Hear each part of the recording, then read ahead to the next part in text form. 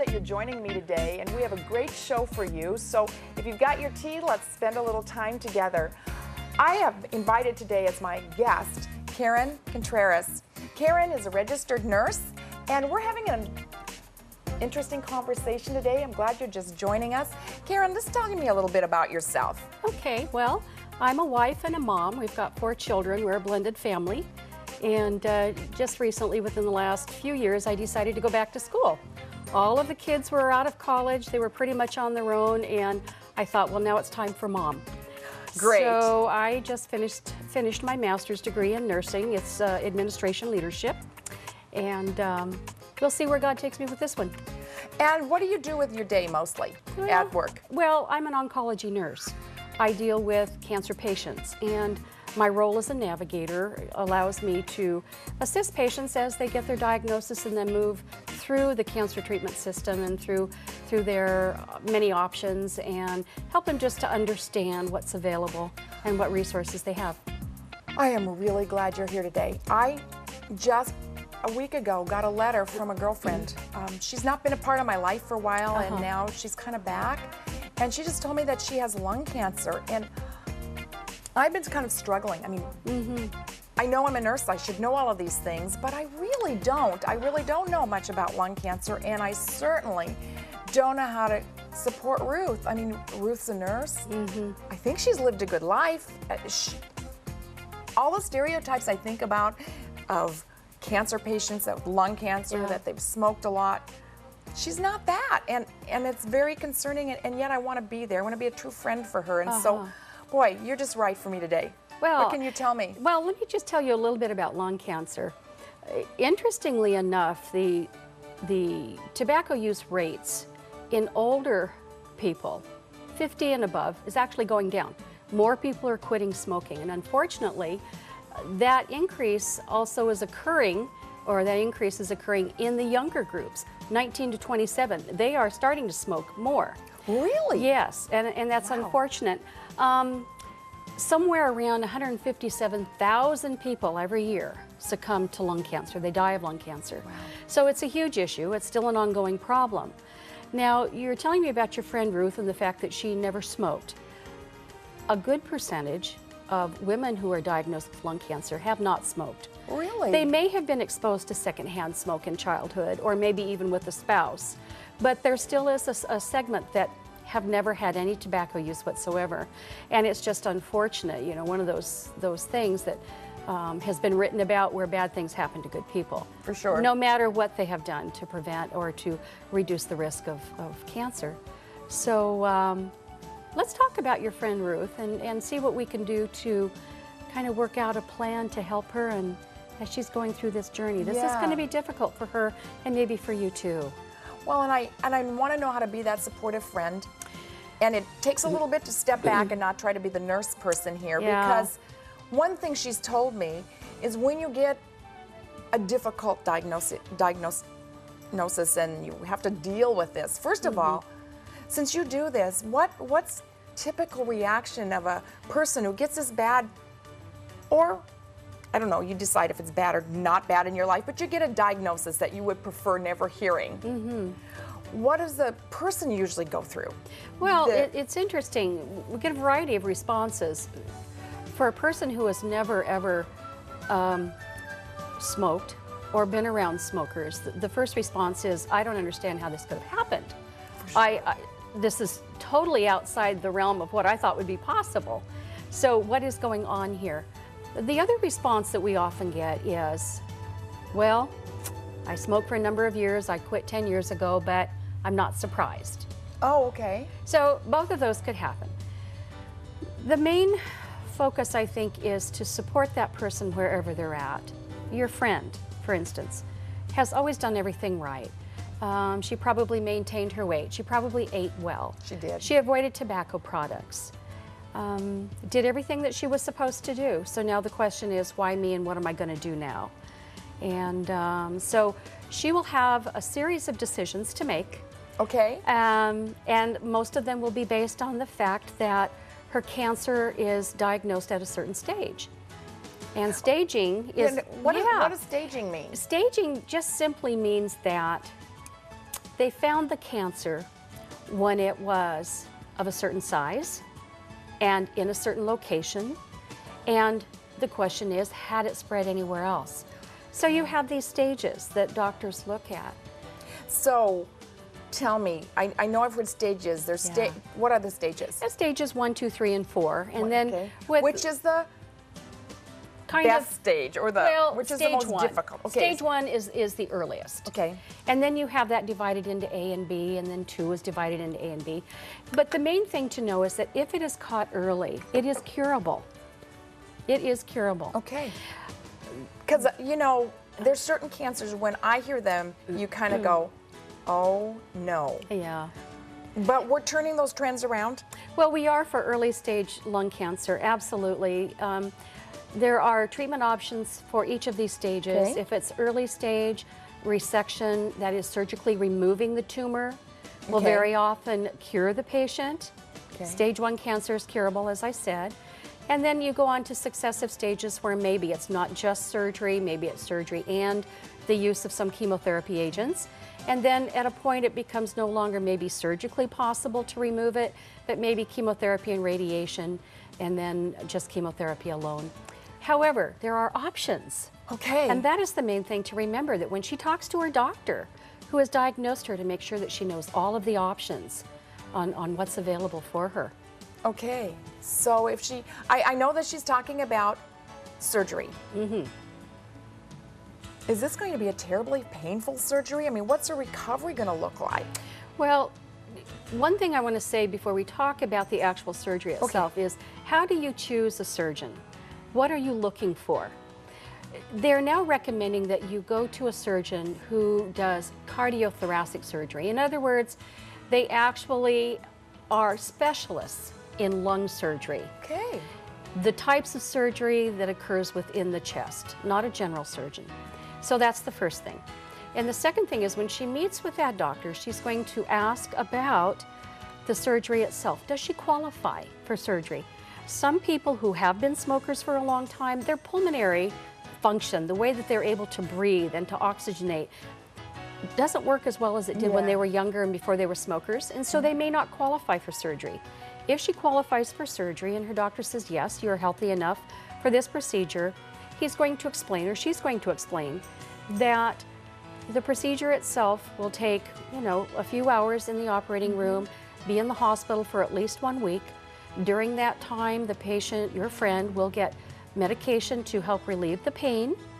That breathing deep is very essential, so the pain medication is necessary.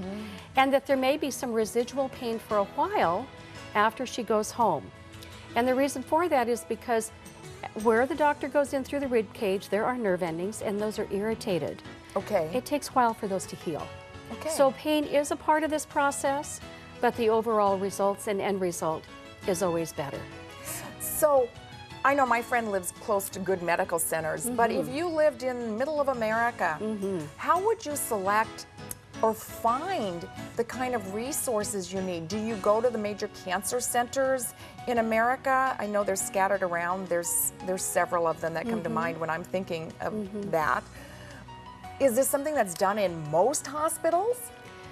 Well, that's a really good question, because I would say that if you live in a rural community, the ability to find maybe the cardiothoracic surgeon, maybe the treatment center that you often hear about, especially in the news and through the National Cancer Institute, may not be located close to you. Yes. So how would you find this? If you are savvy enough to go on the computer, you certainly can go to the National Cancer Institute website and put in your zip code, and they will find a place for you that's close to you. Oh, that's really helpful. So that's one way that you can do it. The other thing too is, if you aren't savvy with the computer, call the American Cancer Society. Every state has those, doesn't it? Every state has them, and ask them for a list of facilities that treat cancer. And they can send that to you through the mail. And that's probably one of the best resources for finding information related to cancer and treatment. You know, I've noticed that when people get a diagnosis that's challenging, it seems everybody has an opinion. True. Right. Yeah. I mean, your gardener tells you what to do, and they tell you about their grandmother, and then you go to church and somebody tells you what to do, and then you go to the grocery store and somebody else tells you what to do. Yes. How do you ferret through that? How do you decide what's right for your person? You know, and that's difficult.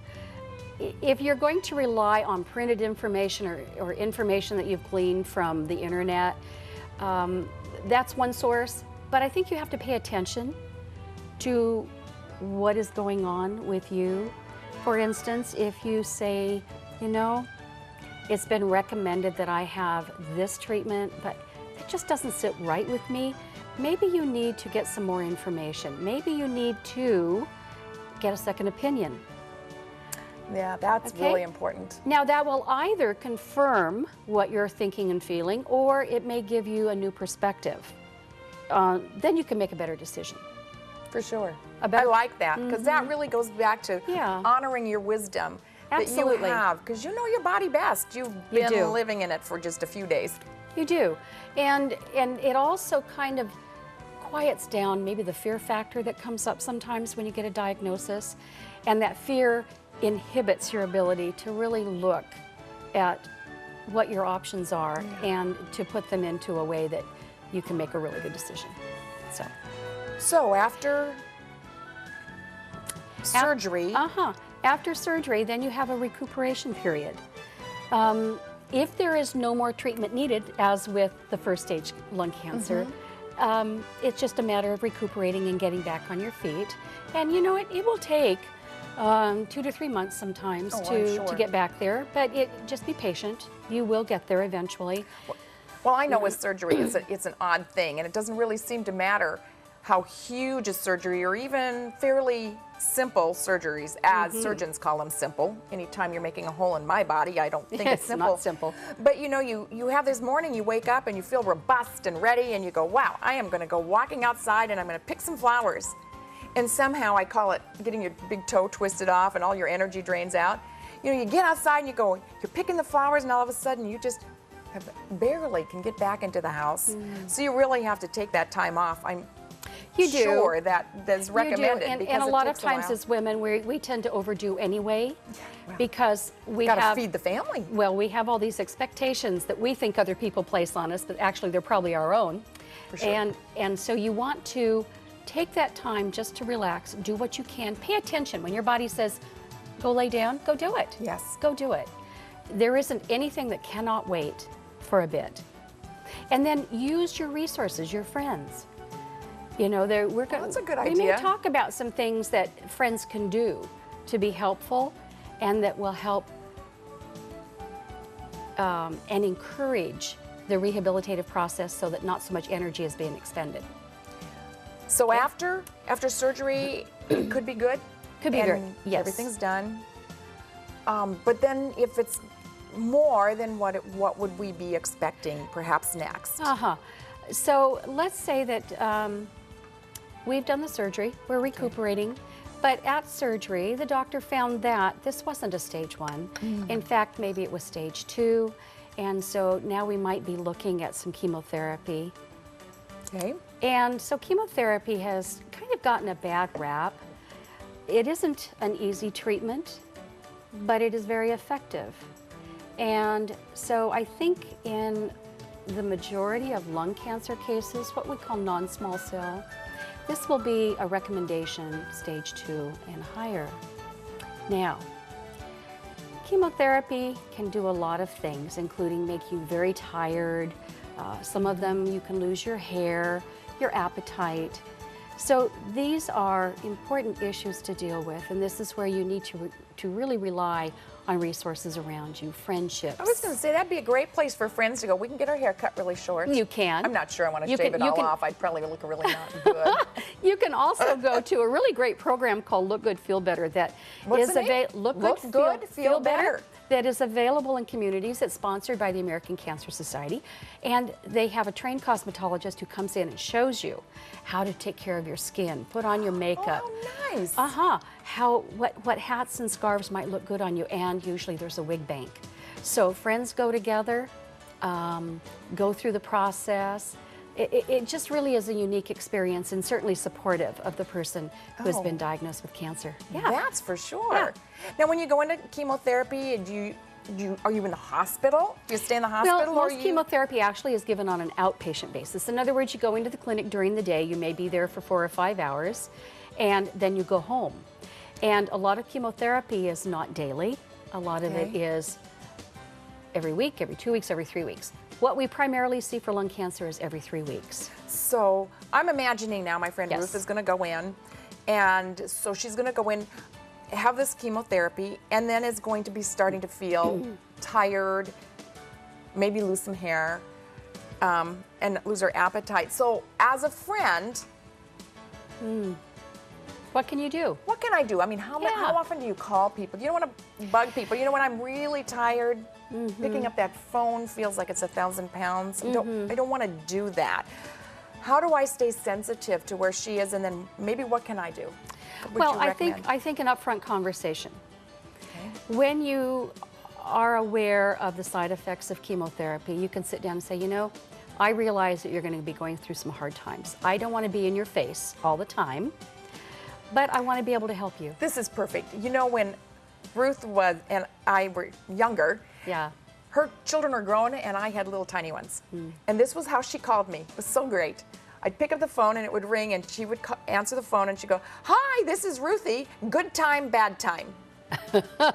Exactly. And all I would say to her is, this is a great time if my little ones were good. And if they were, you know, sometimes you're up to your waist in alligators with little kids, and I just would say bad time. And she knew immediately this has not had anything to do with her, but it just had to do with my situation in my kitchen. Exactly. So I'll just use that again with her. I think so. Good time, bad time. Yes. And the other thing too is you can decide ahead of time. What kinds of things would you like me to help you with? Maybe they have pets that need to be fed or walked, and there are going to be days which she just doesn't have the energy to do that. You say, how about if I come over and I walk Smokey? Great. She does. She has great dogs. Yeah. How about I run by the store and pick up a few things for you? What can I get? I'm on my way there anyway. Yes. So it's those types of tasks that conserve energy for her that maybe she can't do on her own and doesn't really have the finances to pay someone to do. That would be very, very helpful, because very often cancer strikes at people who are over 50 with lung cancer. And so maybe funds are limited. So that's and I know with some people now, she's fortunate. She has a family and she has a husband, so she has some support systems. But I also know this can happen to people who are single and who live all by themselves, and perhaps they don't have family. They may never have had children, or their children aren't close.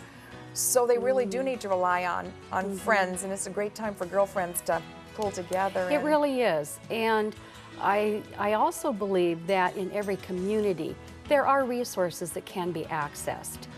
It just takes knowing where to go to find those. And sometimes it's a little difficult, especially if you're in a small community that doesn't have a large number of state-run programs. But there are a number of private foundations that can also help. One of the foundations that I have found particularly helpful is the Patient Advocacy Foundation. And in this day and age with insurances, looking and scrutinizing, figure anything out with everything that comes across their desk, sometimes these authorizations are really held up. And so Patient Advocacy Foundation can be called. They will help you troubleshoot that insurance problem. They will help you with co-pays. Some states actually have a United Way program called 211. And if you don't have one in your community, you can always call United Way and find out. They will help you access those resources as well. I think that's really, really an important point, because I know as a healthcare provider that it's very difficult when you're trying to listen to your physician, you're trying to gather things, and yet your mind is going through other things. So there's a lot going on at one time. That you can leave an appointment and get all the way home and go, oh my goodness, what did we talk about? What did they say? I don't remember anything. I've had people tell me this often, so that even being that supportive friend who just says, if you don't mind, if you'd like to, I'd be happy to accompany you to your doctor's visit, and I'll take the notes, and I'll make sure that the questions you want to have answered will get answered. Because again, as the person with the disease, or the patient, you sometimes just don't even feel strong enough to ask the questions you really need answered. An extra set of ears is very important, as well as an extra set of eyes, because anytime that you go into an appointment, there is an exchange of communication that's just, it's beyond the words. For instance, maybe you go to see a doctor that you really don't know well. Maybe you're meeting him for the first time and you have a feeling, you know, we really didn't connect. There's something there. And so your friend later on says, well, how did you feel about that appointment? Well, I don't know. There was just something a little off. And the friend says, you know, I got that feeling as well. Wow. To trust that feeling and say, well, maybe this isn't the best match. Maybe I do need to find another physician who will be part of my treatment team.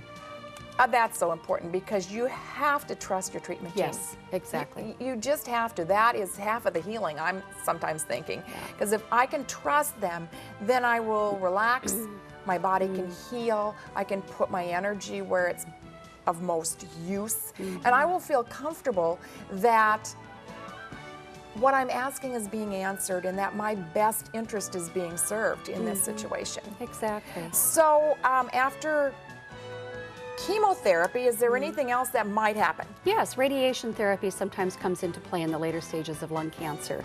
Okay. And they can happen together, chemotherapy and radiation together, or sometimes it will start with radiation and then be followed by chemotherapy. And radiation is a daily process. So that is more time intensive. Okay. And it may be that the fatigue that often follows radiation will make it necessary for your friend to have a driver. And if her husband can't drive her every day, there are some options. Friends, of course, and family. And then the driver program through American Cancer Society. That's a really amazing organization, I isn't know, it? I sound like an ad for them, don't I? So, but they are very helpful and one of the best resources. So, getting her to radiation every day is very, very important. Yes. And we often say, do not miss your appointments for anything unless you're very ill. And that always then is a good reason not to go for your chemotherapy or radiation. We don't want to treat you if you are ill. So knowing all of those types of treatment options with the chemotherapy, the surgery, the radiation, really does give you an idea of what is available for you. I've had some older patients who said, you know, I really do not think that chemotherapy is the best thing for me, but radiation, that I can do, Okay. that I will tolerate well, and so let's just go with that. So with radiation, you're going to lose your hair? No, not so much. Not for lung cancer. Now, if you are having radiation to your head, then yes, that would be a possibility. But with lung cancer, no, you are not going to lose your hair.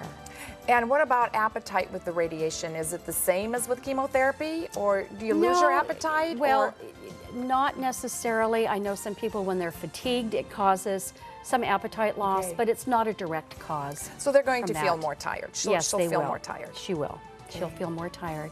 And so, you know, making sure that she has help around the home. Yeah. Reassuring her, you know, the emotional support is so necessary. Reassuring her that it's okay that she not be the one to clean the house or to cook. Or to answer the door. Or to answer the door. You know, say, we're just going to let you rest today. And then also, there are going to be times of the day when she may have more energy than other times. So help her to identify those times. Okay, this will be the great time for you to take a shower because this is when you have the most energy. Good idea. All right. Really great idea. This is when you want to do those few little things that you can do around the house. The rest of the time, just chill, just relax. We'll take care of it. Those are some really great ideas because I'm sure she'll be needing that, and I would really like to be that friend for her, and I know she has other friends who probably want to come and rally around us, but we sit around going, we don't know what to do. And you have just given us a lot of really good ideas to support her. And then I think the other thing you have to consider too is the spouse or the husband in this case. Sometimes they are the worriers. Yeah. And I've had them on my phone calling me. She won't do a thing I tell her to do. What am I going to do with her? And if this continues on for a while, maybe a little counseling is in order. We have a great group of psychologists called psycho-oncologists, and these are therapists who deal with cancer specifically. Wow. And their training is in that area, and they are a great help to families many, many times. Well, you've just given us so many resources. I'm really pleased. Let's kind of recap them for you out there so you'll know that you can tap into these very same things we've been talking for. If this is you and you have a friend in this situation. Yes. So with lung cancer, it doesn't mean that I've lived a life of risk. No. It does mean that there are options, Yes. that health and healing are available, Absolutely. and there might be some options that I need to know, that I can connect with a navigator Yes. if possible. Yes. That I should listen to my own inner journey and my inner soul and what's right for me, but I might have a variety of things. One could be surgery, one could be chemotherapy, Yes. and the other is radiation. That's correct. There is a lot of people ready to help me, great cardiothoracic surgeons. I might have to find them. Of course, there's always friends and family. And then there's the nurses and the navigators who are there to help me through that process. That's right. Wow. And then you've also identified some good public agencies I can connect with. Yes. American Cancer Association.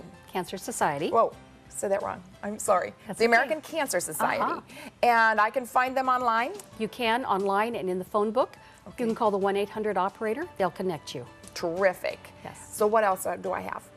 Then you have the Patient Advocacy Foundation, Okay. which you can Google online, or you can call the 1-800 number and ask for that. You can get their phone number and talk with them directly. And then you have Lung Cancer Alliance. And this is an organization that was started to actually gather monies together for lung cancer research.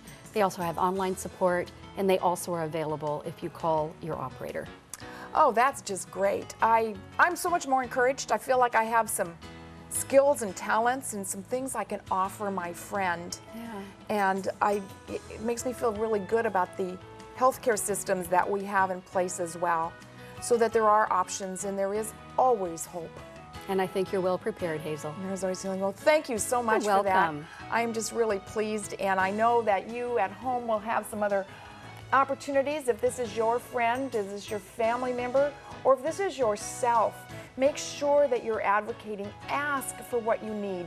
Listen to what your body is telling you.